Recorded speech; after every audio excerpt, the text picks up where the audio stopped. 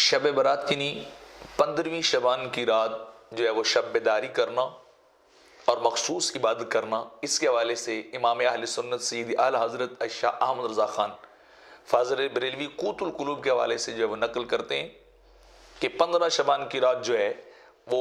ساری رات جو ہے وہ بیدار رہنا اور بندگی کرنا یہ مستحب ہے، اور مشائخ کرام جو اس رات کے اندر 100 رکعت نفل نماز جو ہے وہ 1000 مرتبہ سورہ اخلاص یعنی قل هو اللہ کے ساتھ جو تھے وہ ادا کرتے تھے، یعنی ہر رکعت میں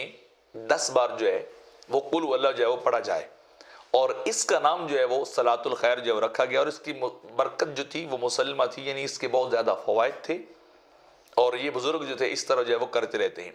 اور اس کے بعد پھر آپ جو ہے وہ علامہ ابن رجب حنبلی ان کے حوالے سے لطائف المعارف سے جو ہے وہ آپ نقل کرتے ہیں کہ کچھ لوگوں کا یہ نظریہ ہے کہ اس رات کے اندر جو ہے وہ شب بیداری کی جائے، مسجدوں کے اندر جو عبادت کی جائے،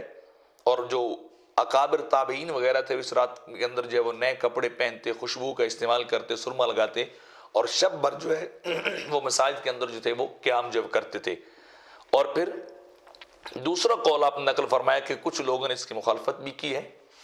کہ جو اس طرح جو ہے وہ قیام کرنا اور اجتماع کرنا جو ہے وہ درست نہیں ہے، یہ امام اوزاعی کا قول ہے۔ اور تیسری جگہ پہ امام اہل سنت شاہ احمد رضا خان فاضل بریلوی اسی چیز کے متعلق جو ہے وہ ارشاد فرماتے ہیں، کیا فرماتے ہیں کہ ایک قول یہ کہ مسجدوں کے اندر جماعت کے ساتھ شب بیداری کرنا اور عبادت کو کرنا جو ہے یہ مستحب ہے، اور یہ اکابر تابعین مثلا خالد ابن معدان، لقمان بن عامر وغیرہ جو تابعین تھے ان کا عمل جو تھا، اور اسی کی موافقت امام مجتہد اسحاق بن راہویہ نے بھی جو ہے وہ کی ہے، اور کچھ لوگوں نے اس کی جو ہے وہ شب بیداری کی مخالفت کی، لیکن چونکہ جمہور اور زیادہ لوگوں کا نظریہ یہ ہے کہ شب بیداری کی جائے، مخصوص عبادات جو ہیں جو بزرگوں نے کی ہیں، تابعین نے کی ہیں، ان کے مطابق جو ہے وہ رات کو جو گزارا جائے، تلاوت کلام مجید کے اندر، نوافل کے اندر جو ہے، دعا کے اندر، ذکر و اذکار کے اندر جو ہے جو گزارا جائے، کیونکہ لوگوں کا جو ہے دینی جذبہ چونکہ کچھ اب اس دور کے مطابق کم پڑ چکا ہے، کمزور پڑ چکا ہے، تو اگر کسی جگہ پہ شب برات کے اندر جو ہے شب بیداری کا انتظام ہوگا اور لوگ اکٹھے ہوں گے، تو وہ کافی سارے وہ لوگ جو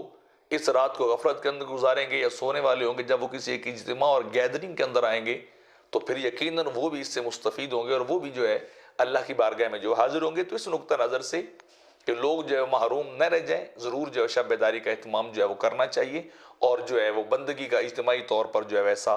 انتظام کر کے اپنے رب کی بارگاہ میں حاضری جو ہے وہ دینی چاہیے۔